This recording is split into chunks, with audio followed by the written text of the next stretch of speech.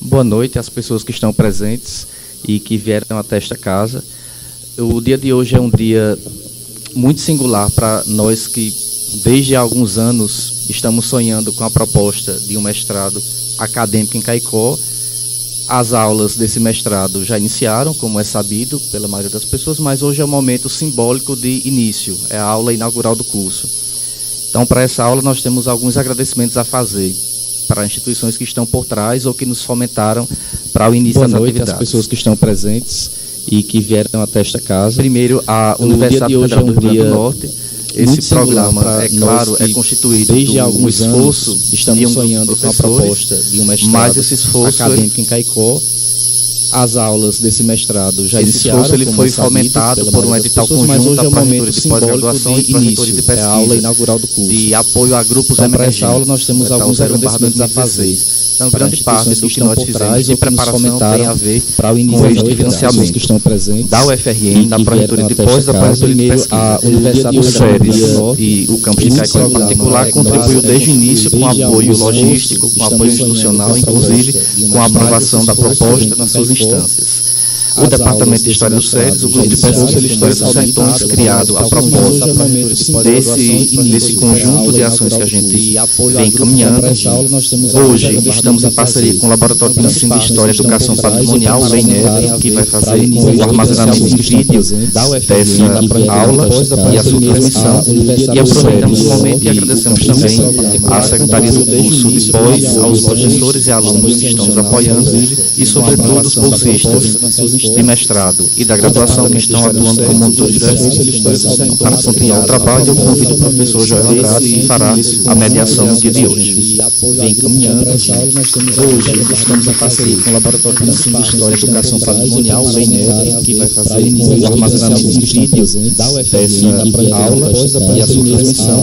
E aproveitamos o momento e agradecemos também à Secretaria do Curso de Pós, aos professores e alunos que estão nos apoiando e, sobretudo, os bolsistas de mestrado e da graduação que estão. Boa noite a todos e a todas. Para continuar o trabalho, eu convido o professor Erivaldo, que fará a mediação Fagundes Neves. Hoje estamos em parceria com o Laboratório de Ensino de História e Educação Patrimonial, o LEINEP, que vai fazer o armazenamento de vídeos dessa aula e a sua transmissão. E aproveitamos o momento e agradecemos também à Secretaria do Curso. Reforçando o que o professor Helder já falou, né? Para nós é uma grande satisfação receber aqui o professor Erivaldo Fagundes Neves, que foi um dos grandes incentivadores desse programa. Então, em 2017, quando estivemos em Feira de Santana, tivemos uma conversa com o professor, uma conversa muito decisiva e que muito colaborou com a continuação do projeto, que o professor culminou nesta aprovação. Para nós, sendo mais direto, eu vou passar aqui ao currículo do professor. O professor Erivaldo tem um currículo extenso, muito extenso, desse programa. Então, e eu vou tentar 2017, quando estivemos em Feira de Santana, tivemos resumir. Conversa com o professor. Então, o professor Dr. Erivaldo Neves Fagundes Neves é professor pleno, aposentado da Universidade Estadual de Feira de Santana, onde de 1978 a 2013 lecionou disciplinas na área de História em cursos de graduação, especialização e mestrado, como Economia Brasileira, História Econômica Geral, Formação Econômica do Brasil, História da Bahia, Metodologia da Pesquisa Histórica, Historiografia, História Regional e Local, História Agrária, Teoria e Metodologia da História.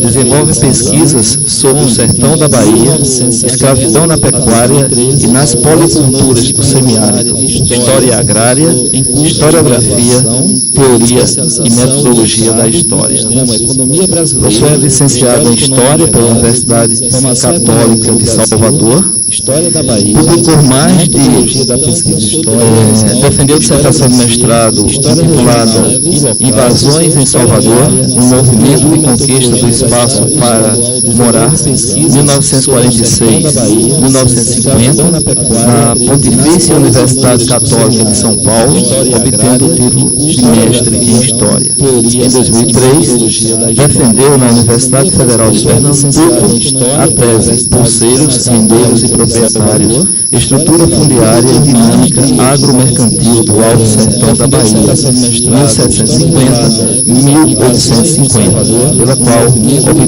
título de doutor em História. Tendo cursado também por um ano com bolsa sanduíche na Universidade de Salamanca. O professor Erivaldo tem várias publicações, mais de 15 capítulos de livros, dentre os quais destacam Região, Território e Lugar, Sertão como Categoria Espacial, Alteridade Sociocultural e Interação Político-Econômica. Publicou 10 livros, dos quais citamos os mais conhecidos: Crônica, Memória e História, Formação Historiográfica dos Sertões da Bahia, em 2016, Escravidão, Pecuária e Policultura, Alto Sertão da Bahia, século XIX, em 2012, Sertões da Bahia, Formação Social, Desenvolvimento Econômico, Evolução Política e Diversidade Cultural, em 2011, uma comunidade sertaneja, da Sesmaria ao Minifúndio, Estudos e História Regional e Local, em 2011, Caminhos do Sertão, Ocupação Territorial, Sistema Viário, Intercâmbios Coloniais nos Sertões da Bahia, História Regional e Local, Fragmentação e Recomposição da História na Crise da Modernidade, em 2020. Portanto, fico por aqui, mas o currículo do professor é extensíssimo. Passo a palavra, então, ao professor Erivaldo. História Regional e Local. Eu quero agradecer a oportunidade de conhecer Caicó e conhecer essa universidade que eu já acompanhava com alguma curiosidade, né, pela afinidade da temática do curso que se propôs, que se criou aqui, né, pioneiro, original, né, e com muita perspectiva de crescimento, né. Enfim, agradecer por essa oportunidade, por esse prazer desse encontro, né, que me deixa muito feliz, e de rever o pessoal com que eu já tinha contato, os professores com que eu já tinha contato, né? É prazeroso. Então, os meus agradecimentos e, sobretudo, a essa plateia que se dispôs a me ouvir, espero não decepcioná-la, né? Bom, eu cursei História na primeira metade da década de 70, plena ditadura, pleno rigor da ditadura. Então, tinha todo tipo de limitação. Uma das questões que me ensinaram e que me deixaram desconfiando da história foi de que a história só se pensa na totalidade. A história é universal. História é total. E aí eu tentava desafiar aquilo, mas era numa época que não se aceitava desafios, né? Eu me lembro bem que a professora Kátia Matoso, com quem eu tinha muita afinidade, fui aluno, eu tentava conversar com ela a possibilidade de desenvolver um tema para um futuro mestrado, antes do lato sensu. Eu queria estudar o sertão. Era impossível. Não tem que te orienta, não tem fontes, não tem documento. O sertão não tem documento, está tudo disperso ou perdido, né? Eu e a Luiz Henrique Dias Tavares, professor de História da Bahia, não sei se é porque eu criticava ele, que a história dele não ultrapassou o Recôncavo, não atravessou o Paraguaçu, não sei se por conta disso, ele nunca me citou em livro dele e nunca admitiu a possibilidade de se estudar o sertão. Nem me recebia direito. Eu não gostava porque não era o objetivo. Algum tema de sertão como eu pretendia. Escravidão por escravidão todo mundo fazia. Eu queria fazer escravidão no sertão. não tem documento e tal, então toda barreira eu encontrava. Aí eu acabei fazendo o mestrado de História Urbana. Continuei um projeto, as atividades que eu tinha num projeto de pesquisa, e como estagiário, e aí eu desdobrei, através desse tema, eu fiz o lato sensu e fiz o mestrado. Voltei do mestrado, envolvi com o movimento docente, tal. Aí passei por umas experiências que dirigi a Associação de Professores, depois dirigi a universidade, e isso, meu projeto de pesquisa se atrasou. Fiquei com um bocado de defasagem aí de tempo, eu tive que voltar a retomar o estudo da teoria. Como eu chegar ao sertão, agora eu vou ao sertão. Agora eu tenho que ir ao sertão. Porque o indivíduo que dirigiu uma associação, que participou da direção de universidade, ele apanha de todo jeito, né? Apanha de todo jeito porque cada lado exige uma representação. A representação do professor, a representação do estudante, a representação do funcionário, e ele acaba não representando ninguém, porque o governo também quer a sua representação na universidade. Então, o gestor de universidade vive esse grande dilema, né, primeiro, o dilema do confronto da escassez de recursos, que é crônico na universidade, né? E, segundo, o dilema social, sobretudo de quem vem de movimento docente. Então, foi um problema assim, de muito transtorno para mim, mas, enfim, superei, consegui voltar para a pesquisa. E aí, como é que eu vou chegar no sertão? Como é que eu vou chegar no sertão? Né? Por onde chegar no sertão? Procuro o sertão para todo lado. Não havia nada de sertão. Luiz Gonzaga não me ofereceu o suficiente, né? E por aí, o conselheiro Lampião ficava atônito nesse universo. E comecei a buscar a metodologia da história. Mergulhei em metodologia, em teoria e metodologia da história, e aí eu acabei chegando ao sertão quando descobri história regional e local. Descobri em Portugal, ou de um português, Zé Matoso, um texto muito interessante de história regional e local. Foi através de Zé Matoso que eu cheguei no regional, e o regional, eu percebi a inserção do sertão no regional. Bom, então, não quero falar da minha experiência em si, mas eu achei necessária essa introdução. Então, eu vou seguir um roteiro, porque senão eu vou devagar muito, para eu ser mais objetivo, e vou procurar ser, não necessariamente lacônico, mas o mais objetivo possível, para tentar umas definições mais próximas da objetividade, digamos assim. Então, como inserir o sertão na formação social brasileira?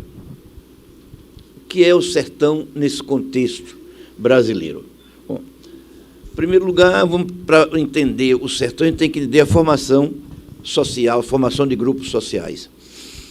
A formação dos grupos sociais pressupõe, em primeiro lugar, a convicção do pertencimento. Um grupo social tem que pertencer a um lugar. Como é que se pertence a um lugar? Se identificando como filho dali, se identificando como parte dali. Mas não é o suficiente. Você só querendo, você que vem de outra cidade e de outro estado, vem para cá, então você pode pertencer aqui por afinidade, mas seu pertencimento pleno está lá na sua origem. Porque o pertencimento implica na consanguinidade, implica no parentesco, no compadrio, enfim, em todo um processo de interação social que só onde está enterrado o umbigo é que é possível se entender. A gente só se entende a partir da origem. Então, o pertencimento é algo mais do que apenas o amor à pátria, o amor à cidade, o amor ao local. O pertencimento é uma interação plena.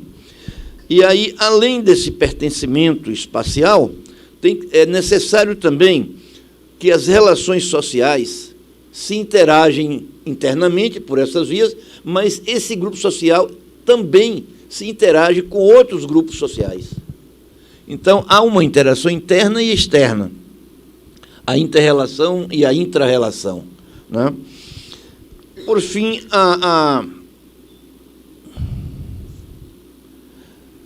Por fim, a inserção em um âmbito mais amplo. Quer dizer, o local é muito insuficiente para o pertencimento. A gente quer mais. Então, a gente começa a ampliar a nossa área de pertencimento, que confunde um pouco com propriedade. É como se ela fosse a nossa propriedade, a extensão, o nosso lar, a extensão do nosso ser. Então, da localidade, a gente vai para uma espacialidade maior. Aí está a ideia de região, começa a se formar. Então, a ideia de região extrapola as circunscrições governamentais. Extrapola as circunscrições governamentais, porque a região não tem limite. Toma limites de empréstimo do Estado, do município ou de países, mas não toma. Um rio não limita uma região. Você demarca a região com aquele rio, mas do outro lado do rio continua a mesma vegetação, o mesmo clima e tal, e confunde tudo. Então, a região, ela é, antes de tudo, uma territorialidade imaginária, mas com identidades aparentes. Então, essa região, além de extrapolar as circunscrições governamentais, extrapolam também as circunscrições técnicas. Técnicos definem região, cada governo estabelece uma regionalização. Quantas regionalidades tem a Rio Grande do Norte? Cada governo estabelece uma. A Bahia tem infinidade. Todo governo muda a regionalização da Bahia. Raramente um governo dá continuidade do planejamento regional de outro. Além de extrapolar os aspectos técnicos, extrapola também os de estudos, porque a academia não consegue definir precisamente o que é região. É uma territorialidade, uma espacialidade, mas imprecisa, mais imaginária que real. Ele vai cair na realidade material sobre outros caminhos, sobre outros aspectos, né? Então, ele vai incorporar, e aí entra a materialidade da regionalização. Ele tem, para ser região, tem que incorporar aspectos históricos. Ele tem que ser construído com a ação humana ao longo do tempo. Então, a construção de uma região se faz coletivamente ao longo de determinado tempo, porque sem história não há tradição. Sem tradição não há região, não há cultura. Por mais que reagimos ao termo tradição, ele nos pesa sobre determinados aspectos, mas é o que é a base da nossa cultura, é a base da nossa referência física, é a base de toda a nossa referência de espaço, de lugar, de território. Enfim, as dimensões econômicas, sociais e políticas são incorporadas historicamente num processo de construção. Elas são independentes, paralelas, mas interativas também, né? Para articular esse conjunto do todo que forma a ideia de região. Agora, tudo isso tem, essencialmente, não perder a perspectiva do tempo e do lugar que define a historicidade das atividades humanas. Sem tempo nem lugar não tem historicidade. A atividade humana fica igual à atividade de uma formiga, de um inseto qualquer, né? Não tem sentido. A historicidade está na ação humana associada ao tempo e ao lugar.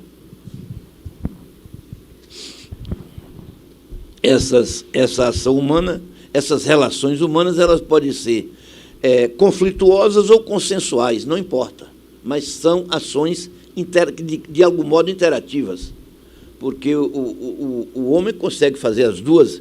O grupo social convive com esses dois tipos de interatividade, a de conflito e a de consenso, a de amor e a de ódio, a de afinidade e a de repulsa. É a dialética social. A sociedade não vive na paridade, vive sempre na alteridade, vive sempre na dialética do confronto, na dialética da diferença, né? Das diferenças.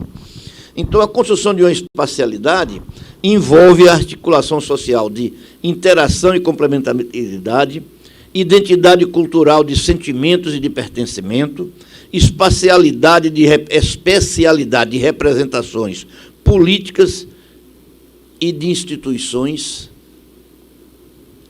conexões entre as escalas sociais e familiares. Ora, o estudo da classe social é fundamental, sobretudo quem fez história na década de 70, porque fez pela via década de 70 e 80, de 90 para cá, a coisa mudou. A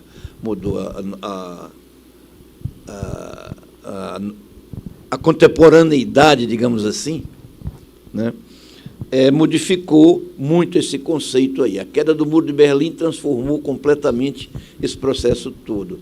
Então, o socioeconômico vem se... A USP agora extinguiu o mestrado de História Econômica, porque deixa de reconhecer a história econômica. A pós-modernidade chegou na USP, né? Estendeu da Unicamp para lá. Bom, enfim, o estudo do econômico, ele é fundamental, da classe social, ele abrange o econômico, mas ele só trabalha com a totalidade, ele só trabalha com o universo amplo. Você não pode identificar a classe social em um indivíduo. E numa comunidade, classe social só significa em grupo. E numa comunidade, às vezes, tem um indivíduo que manda e os outros que se submetem. Então, esse mandão, ele não é identificado como classe social, ele é identificado como indivíduo. Ele pertence a uma classe social. Você pode dizer até que ele pertence a tal classe social, mas você não pode identificar a classe social nele. Porque a individualidade não é classe. Não tem como, né? Então, o estudo socioeconômico, que era tudo na nossa imaginação o máximo, é muito importante, mas não é tudo. O Weber não contestou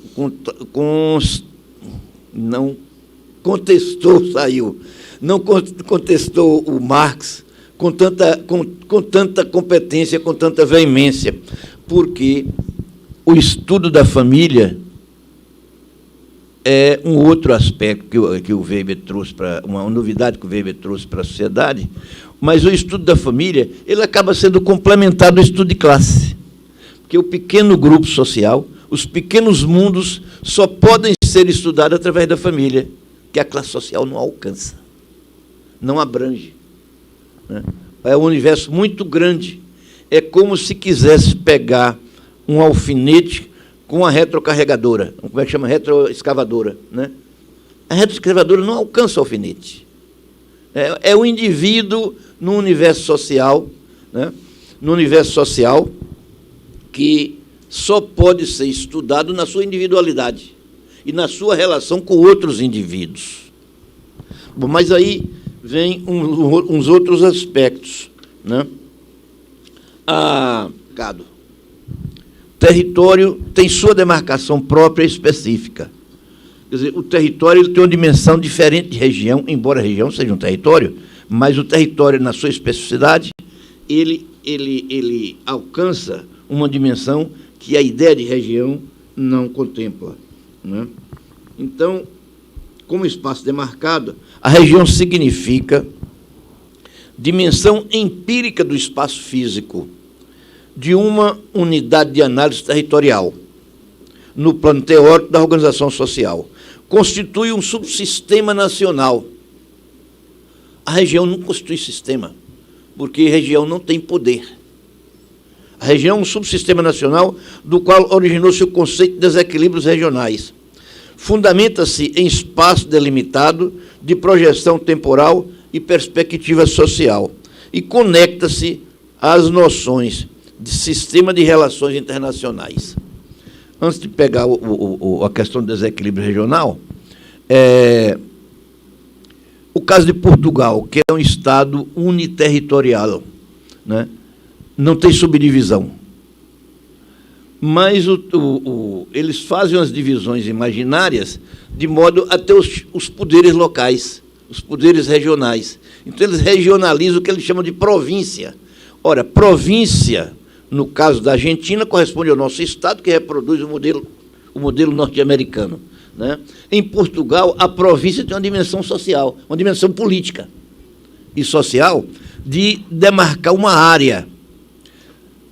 demarcar imaginariamente uma área de domínio do político tal. Então, você tem a província tal, que na contagem dos votos vem separado como províncias. Mas, judiciariamente, não existe província em Portugal. Não existe divisão. Quer dizer, a necessidade da regionalização, né, da particularidade, de identificação das diferenças, levou Portugal e outros países a uma subdivisão imaginária do seu território. Né? Então, a necessidade do espaço é vital na constituição da unidade nacional. A unidade nacional se faz com um somatório de parcelas. Senão vira tudo fragmentos, né? Tudo parcela. Então, eu estava falando do planejamento governamental, que assimilou o conceito de sustentabilidade na dimensão da análise territorial, da análise social, né? A sustentabilidade. O que é a sustentabilidade? Numa acepção tem uma acepção que alcança as dimensões econômica, social, política econômica do desenvolvimento regional. O desenvolvimento regional sustentável é definido economicamente, ele é definido pelo planejamento governamental como economicamente eficiente, socialmente justo, ambientalmente sustentável, politicamente participativo. Nada mais ilusório, não é nada disso. Mas oficialmente é isso. O desenvolvimento regional sustentável tem que ter eficiência, ter justiça, ter sustentabilidade e tem participação. O capitalismo não permite isso. Então, isso é ilusório, é fantasioso. As relações econômicas capitalistas não permitem que isso aconteça. Né? Não permitem. Então, esse conceito exigiria um enquadramento espaço-temporal em evolução de longo prazo, operacional nas dimensões intra- e interregional, ou regionais, através da continuidade, da permanência, da preocupação com os estoques de recursos naturais, da solidariedade entre eventuais e futuras gerações. Você vê que a ambiguidade é muito grande entre o real e o fantasioso, né? Então, nessa ambiguidade, o desenvolvimento regional sustentável, por um lado, instrumentalizaria o reconhecimento e a descrição dos vínculos de desagregação ambiental, da iniquidade social do atual modelo de desenvolvimento econômico brasileiro. Ele acaba revelando o que tenta esconder. Por quê? Porque o regional mostra a diferença, o global mostra a identidade. E não se faz uma análise perfeita pela semelhança. Nós só fazemos uma análise com a alteridade, com o outro, com a diferença. Então, a diferença é mais útil ao historiador, a análise histórica. Não é?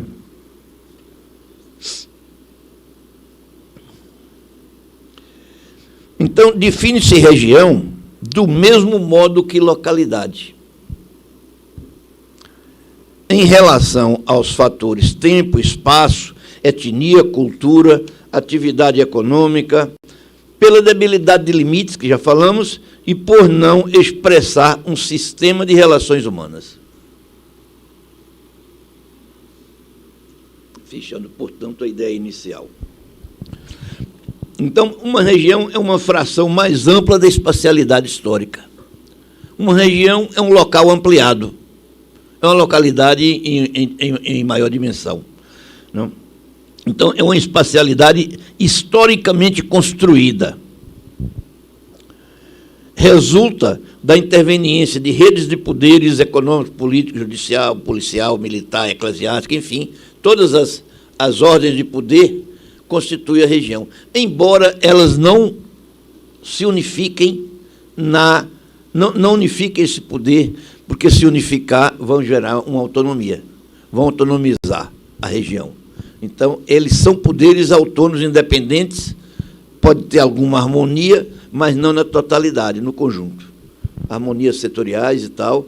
A igreja se dá muito bem com o Estado nem tão bem com a igreja, né? Mas, enfim, as articulações são indispensáveis. Entendida como parte ou parcela, a região reflete a noção de totalidade histórica. Por que reflete, se ela é uma parcela, por que reflete a totalidade? Ela reflete a totalidade com os fatores geográficos, econômicos, políticos, culturais, aos quais se associa e depende da referência espacial e dos fatores intervenientes da sua definição. Quer dizer, a região, sendo uma parte do todo, ela também identifica esse todo, parcialmente, mas é uma das vias de análise desse todo. Não se analisa um todo sem o conhecimento das suas partes.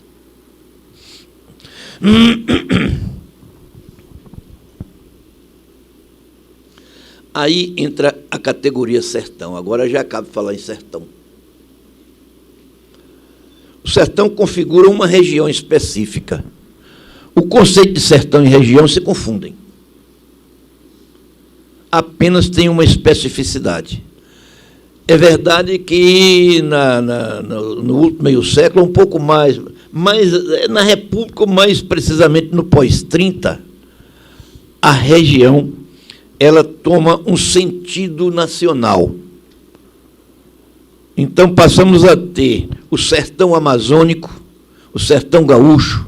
Todo mundo tem seu sertãozinho. Todo mundo tem seu sertãozinho. Mas o sertão mais autêntico é o nosso. A autenticidade está conosco. A referência de sertão é nossa. Embora o sertão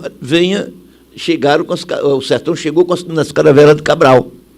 Ele está na Carta de Caminha, né? Ele está nas capitanias hereditárias, nas cartas de capitanias hereditárias, né? Enfim, mas ele vai tomar configuração socioeconômica aqui. Antes ele era apenas uma referência de região interior. Aqui ele tomou uma dimensão historicamente construída, uma dimensão social, né?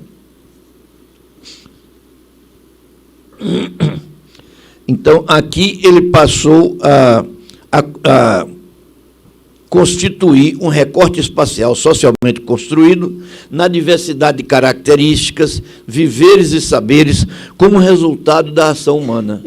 Se vê que confunde plenamente com região, apenas exige a especificidade. A especificidade, sobretudo, da cultura, da ação humana, da economia, como ação humana. Enfim, não é só a geografia, não é só o clima, não é só a pluviosidade que vai determinar a região, mas o que determina a região é esse somatório. Cada região tem o seu perfil, mas nenhuma é tão perfilada, tão caracterizada quanto a Nordeste. Então, é preciso que, para ser uma região, é preciso que tenha esses resultados da ação humana, tenha facetas comuns com outras comunidades também, para que se possa comparar e se estabelecer as diferenças. As semelhanças também, mas fundamentalmente as diferenças.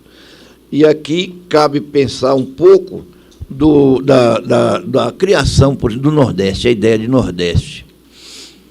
O Nordeste foi uma invenção pernambucana, uma invenção autonômica pernambucana, porque Pernambuco é muito autonomista, sempre foi, né? Sempre foi. E aí foi punido por conta dessa autonomia em 1824, que ele ocupou o oeste da Bahia e foi punido perdendo aquela região, sendo devolvida para a negligência baiana, porque a Bahia nem toma conhecimento. É uma rivalidade terrível que Pernambuco tem, por causa da forte regionalidade do povo pernambucano, né? Tem uma rivalidade enorme com a Bahia. A negligência baiana nem está aí. O baiano está debruçado em Minas Gerais, contemplando o Rio de Janeiro. Minas Gerais foi criada e tomou a capitania de Porto Seguro e metade da de Ilhéus. O baiano não tomou conhecimento. E quando eu falo do baiano aqui, eu falo do soteropolitano. Porque lá o sertão, minha terra, Caetité, pegou em arma e impediu que o mineiro avançasse. Porque o mineiro considerava que descobriu o ouro em Rio de Contas, então, onde tem Minas é Minas Gerais. Então, Minas queria incorporar a Chapada Diamantina, né? Foi impedida na bala. Foi impedida na bala pelos sertanejos. O Recôncavo nem tomou conhecimento. Levaram a capitania a capital do Brasil para o Rio de Janeiro. Ah, é? O baiano nem tomou conhecimento. Deixou. Não reclamou, né? Nem reclamou. Então, até a expressão cultural baiana é de negligência. Vocês conhecem aquele samba de roda? O moinho da Bahia queimou, queimou, deixa queimar. É a negligência completa. Enquanto o português ali, desculpe, o pernambucano é ali ativo na defesa dos interesses pernambucanos, que, aliás, eles não chamam muito pernambucano, eles chamam Nordeste. E o Nordeste inclui o Rio Grande do Norte, a Paraíba e Alagoas. E, se possível, o oeste da Bahia, né? O oeste da Bahia também. Aliás, eu fui dar na época que estava votando no Congresso, discutindo no Congresso o projeto do Patriota, de dividir o oeste, emancipar o oeste da Bahia, eu fui dar uma aula semelhante a essa em Sergipe, na Federal de Sergipe.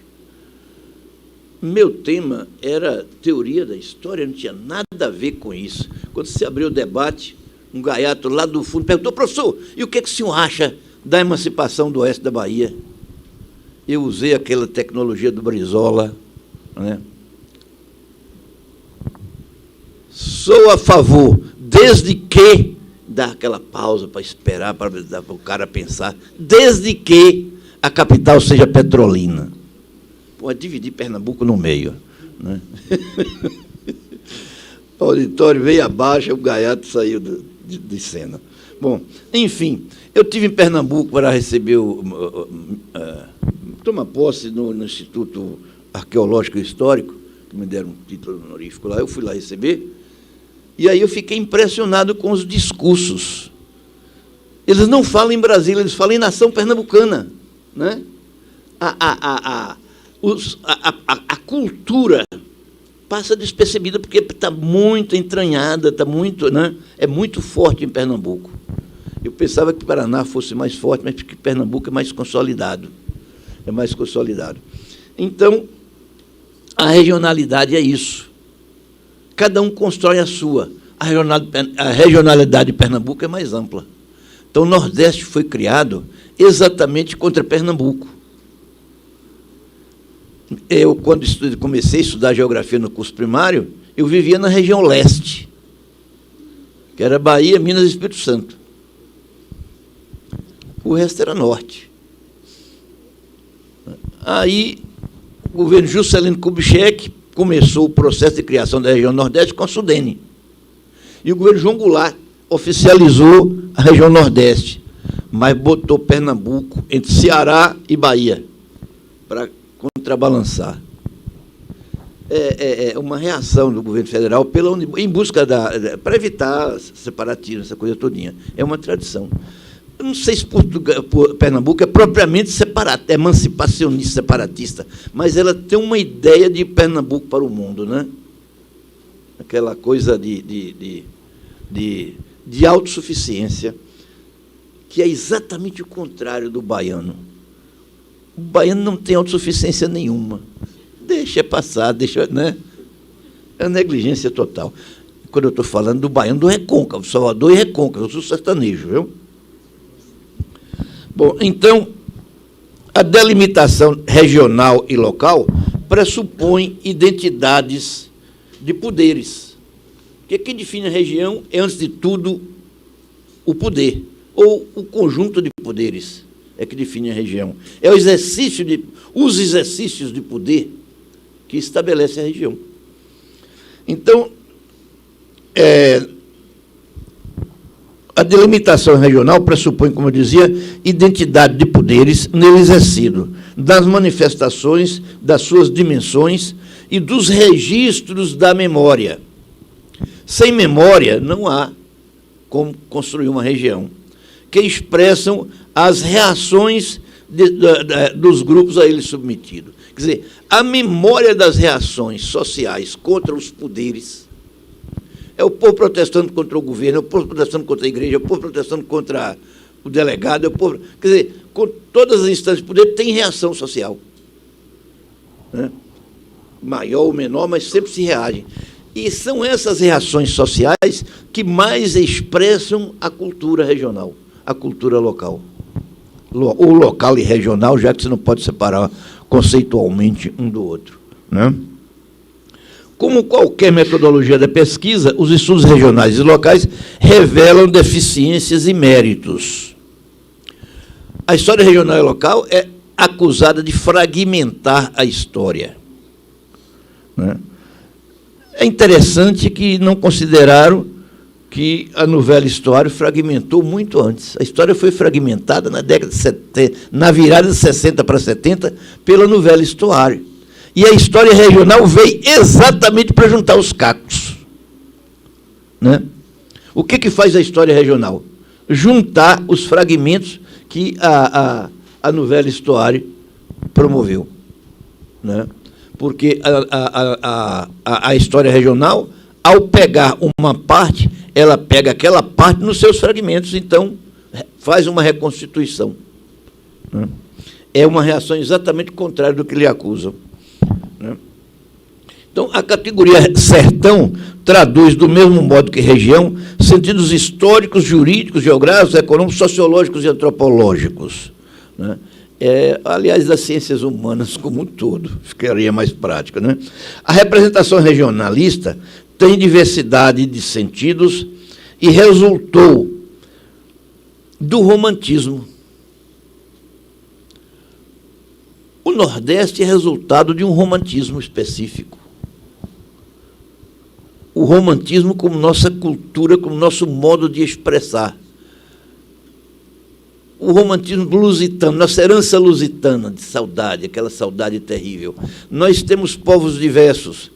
Nós temos mais negro na Bahia e no Maranhão, nós temos mais judeu em Pernambuco, nós temos mais índio no Rio Grande do Norte, na Paraíba e Alagoas. Enfim, essa concentração de etnias dá uma totalidade que se identifica. Se identifica espacialmente, se identifica culturalmente, ainda que em partes. Ainda que você não conheça a particularidade da cultura baiana, que eu não conheça do Rio Grande do Norte, nossas identidades se dão naturalmente por uma identidade anterior, ancestral, que já temos aí, que nos identifica regionalmente. Né? Então, a representação regionalista tem diversidade de sentidos. Resultou do romantismo urdido pela autoridade metrópole, colônia, urbano, rural, presente, passado e muitos outros. É dessa alteridade que vem a nossa unidade. Né? As manifestações culturais sertanejas, em particular, as literárias, musicais e cênicas, destacam-se entre as mais expressivas do país. Ninguém concorre com a gente, não. Por mais que o gaúcho faça lá força, é Teixeirinha e pouca coisa mais, né? Não vai muito longe. O nosso universo é muito mais amplo. Mais amplo em ritmo, mais amplo em embalos de toda forma, né? Mais amplo em poesia. Então, na diversidade cultural, nas formas de expressar. Então, essas múltiplas culturas chegaram ao século XXI com muito mais vigor literário e alcance historiográfico. O mito, isso se aconteceu pela essa difusão da densidade cultural sertaneja, se deve, da sertaneja nordestina, se deve ao mito colonial do Eldorado, no qual facilmente se enriquecia em minas de ouro, em fazendas de gado, enfim, minas de ouro, diamantes e tal, metais de pedras preciosas, e em fazendas de gado. Então, o sertão é aquele mito do enriquecimento. A fantasia da liberdade e da fartura nas fazendas. quando eu disse fantasia, porque a vida das fazendas sempre foi muito pobre, foi farta de comida, mas pobre de recursos, de condição de vida. Sempre se viveu muito mal, sempre se morou mal, sempre se vestiu mal, sempre se calçou mal, se é que calçava, né? Então, a vida era precaríssima, mas a nossa referência de fortuna dos ancestrais é uma vaidade. A do paulista, então, Bandeirante só tem fortunas. Fortunas e fortunas. Quando a gente vai pegar os inventários pós-morte do Bandeirante, tudo nos pobretões, não tinha nada. Não tinha nada, como os próprios paulistas denominavam os outros pés rapados, né? Não tinha nada. Eram os pobretões, um ou outro tinha algum patrimôniozinho, mas em terra doada. Né? Terras doadas, César Marias. Então, eu dizia que essa densidade se deve do mito colonial, se deve da fantasia da liberdade das farturas coloniais, mas se deve ao culto, ao heroísmo dos lutadores de Canudos, né? Que foi redimensionado por Euclides da Cunha e desdobrado por muitos outros que seguiram os seus estudos, que desdobraram a sua obra, a principal referente, o principal referente, enfim, dos estudos históricos e geográficos, de sertão, sociológica, enfim, todas as vertentes possíveis de análise, ninguém conseguiu uma diversidade como Euclides da Cunha, e de modo original, né? De modo original. Hoje é mais fácil você fazer, nós fazemos aquelas identidades, porque já temos um mundo de referências.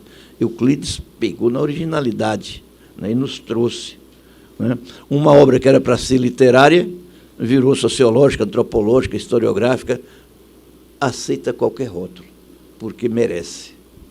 Né? Há alguns anos atrás, a revista Veja fez uma pesquisa, no ano 2000, no centenário da independência, duas enquetes significativas, uma da Folha de São Paulo, outra da revista Veja. A Folha de São Paulo identificou o que ela convidou, o que elas identificavam como os principais historiadores do país, para cada um indicar os 10 livros mais importantes para a história do Brasil. Não teve nenhuma unanimidade, mas a quase unanimidade foram os sertões. A revista Veja fez uma pesquisa semelhante, tentando identificar também os 10 historiadores, os 10 livros de história mais significativos da história do Brasil. Deu uma unanimidade. Os 10 historiadores escolhidos indicaram Euclides da Cunha em primeiro lugar. Ou seja, quer queiramos, quer não, é uma obra histórica. Né? Além da obra de Euclides da Cunha, tem a obra de Luiz Gonzaga. A obra de Luiz Gonzaga teve uma repercussão social imensa e marcou o sertão, a cultura sertaneja no Brasil inteiro e no mundo. Ajudou a internacionalizar a cultura sertaneja. Na França, tem uma gravadora que montou uma coleção de La Musique Nordestine e gravou, desde o início do século XIX, século XX, desde o início do século XX até a contemporaneidade, e reproduz tudo que aparece aqui no Brasil. E eles fazem isso porque, com interpretação deles, eles pagam só o direito autoral, não pagam da interpretação. Que é local, o direito de interpretação fica lá. É um pouco de malandragem, é usurpar um pouco os nossos direitos. Mas, enfim, são centenas de CDs de La Musique Nordestine. Bom, por fim, a intensidade imagética e potencialidade do sertão como fonte de inspiração de cancioneiros, poetas, literatos, teatrólogos, cineastas. É ilimitado esse potencial nordestino. Então, são esses fatores fundamentais que estabeleceram, né, ou que difundiram a cultura nordestina, e estabeleceu esse poder de influenciar, de marcar na memória das pessoas pelo mundo afora. Né?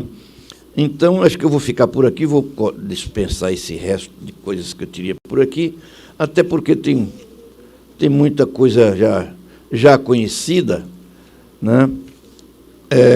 Eu queria somente lembrar da música africana, que eu não falei, da presença africana muito forte no Nordeste. Eu fiz uma referência vaga aí, mas é preciso lembrar que a música africana é diferente da música nordestina, mas ela tem sua nordestinidade, porque a música africana ou é baiana ou é maranhense, ou é carioca.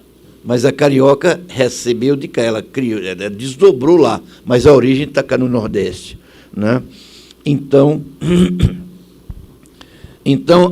a música negra, a música afro-brasileira, melhor definindo, ela tem um sentido étnico, que vincula a história de um grupo social, e outro imagético, desculpa, não é imagético, eu estou com a palavra imagético repetindo, e outro mágico.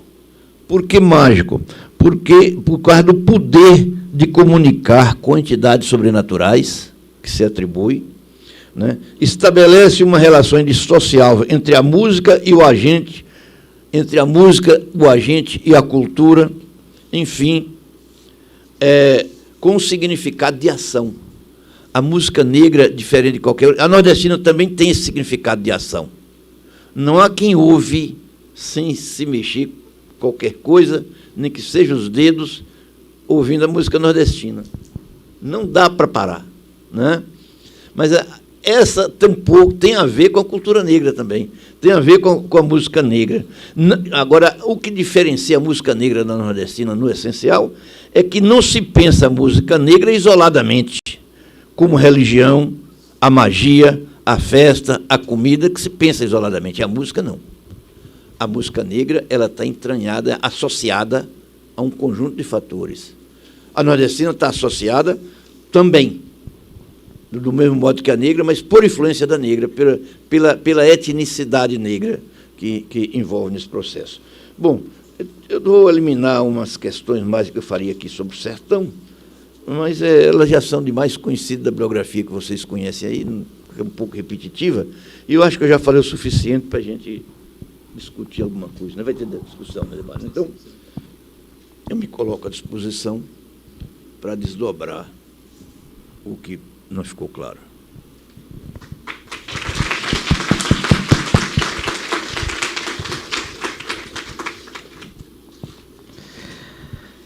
Muito obrigado, professor, pela brilhante exposição. E abrimos espaço para as intervenções. Pediríamos que aqueles que forem falar venham até aqui, por favor, porque está sendo filmado. Por favor, professor.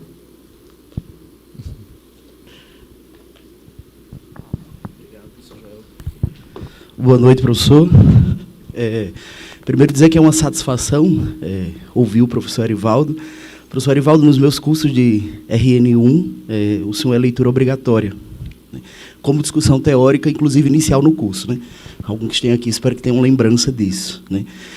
Professor, a questão que eu acredito que a gente ainda precisa ouvir um pouco do senhor, e talvez seja um conselho para todos nós e um conselho para esses jovens que estão começando o mestrado na área do sertão, é colocar a seguinte perspectiva. Até que ponto nós podemos usar a conceituação e a teorização metodológica também da história regional e local, sem entrarmos em localismos exacerbados, bairrismos, ou muitas vezes o vício da história estadualizante, marcada muitas vezes, enviesada por nossas perspectivas de lugar de fala ou de origem. Muito obrigado, professor.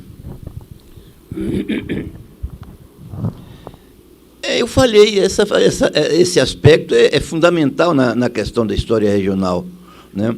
É um dos problemas da história regional, ela é que eu pulei para falar, citei o exemplo na prática e não falei de que a história regional corre esse risco de instigar, de estimular regionalismo e localismos, né? Então, é um dos aspectos negativos da história regional, uma das acusações que ele faz também. Eu só fiz uma acusação e tem outras, né? Essa é uma das fundamentais, né? A história regional oferece riscos para o estudo, quando não visto o regional como parte da totalidade, né? O regional e o local como parte da totalidade. Você não pode ver o regional como unidade, senão você vai fazer autonomia, vai pregar autonomia, vai pregar autossuficiência. Então, o regional tem que ser compreendido como parte, como parcela que se soma a outras parcelas iguais ou semelhantes que vão formar um todo. Então, é sempre, ao estudar o regional, tem que ter presente a ideia de que o regional é um instrumento de conhecimento da totalidade por partes, através das partes. Era isso?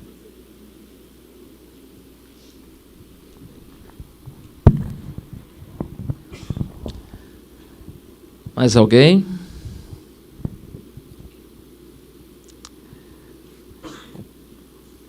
Queria aproveitar um segundo e pedir aqui aos mestrandos que se levantassem. Hoje é a aula inaugural, né? Que se apresentem, os mestrandos.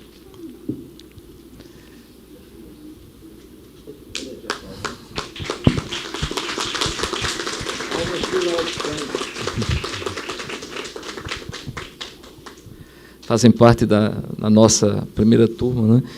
E bom, eu teria algumas perguntas, professor, mas eu vou fazer uma pergunta mais direta, aproveitando a sua exposição e o que demanda hoje essa nossa atividade.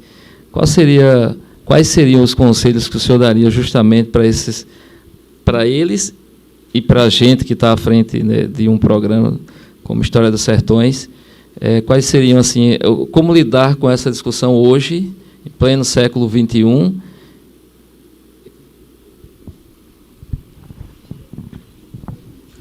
Olha, a pós-graduação é uma descoberta, é uma produção científica, é uma produção de conhecimento. E o conhecimento tem uma vastidão muito grande, você pode ampliar qualquer conhecimento. O papel de vocês é dar amplitude à ideia de Nordeste, à ideia de região, à ideia de localidade. Dar amplitude para isso, fundamentar isso, procurar compreender isso, e ir além do que já foi feito. Porque tem muito pouco feito sobre isso, né? Eu, ao fazer esse roteiro anteontem, eu só fui de memória assim nos textos, que eu acabei nem pegando os textos, mas fui de memória nos textos, muitos deles repetitivos. Você pode perceber que todos os meus textos repetem alguma coisa do anterior, acrescentam alguma coisa, mas repito. Eu tive muito pouco para acrescentar nesse texto. Tive muito pouco para acrescentar aqui. O que eu consegui acrescentar foram os fatores da expansão, os fatores do amadurecimento do sentimento de nordestinidade. Então, o conselho fundamental é buscar também o novo, mas não achar que o novo resolve tudo. Ter sempre desconfiança do novo, mas confiar no velho, porque já tem mais experiência. Com base no velho que você vai buscar o novo. Não abraça o novo sozinho, não, porque é arriscado. Né? É arriscado. Então, vá sempre na busca do novo, mas com o pé calcado no velho, no anterior. Então, o fundamental de vocês, o papel de vocês é dar um passo à frente ao que você tem feito do regional. Quer dizer, eu comecei isso sem saber por onde eu ia, que caminho tomar. Hoje eu já estou superado. Vocês estão começando agora. Daqui mais uma década, 2 ou 3, vocês estarão superados também. Outros já virão. Os alunos de vocês vão passar na frente de vocês um dia. Vão passar. E é assim que se cresce. Porque não é que os alunos vão passar, mas alguns vão. Porque numa sala de aula nós sabemos, na pós-graduação o quadro já é diferente, mas na graduação, principalmente em História, nós sabemos que tem ali 5 a 10% que tem futuro. O resto é rebutário. Né? 5 a 10% que estuda, 5 a 10% que for fazer história porque quer história. O resto foi fazer história porque é uma concorrência menor, né? E por aí vai. São esses 5 ou 10% que vocês fazem parte dela, que quem chega ao pós-graduação já está naturalmente selecionado, né? Que tem essa responsabilidade, esse dever de levar a bola para frente. Com segurança, com mais segurança do que fez a nossa seleção hoje. Mais alguém?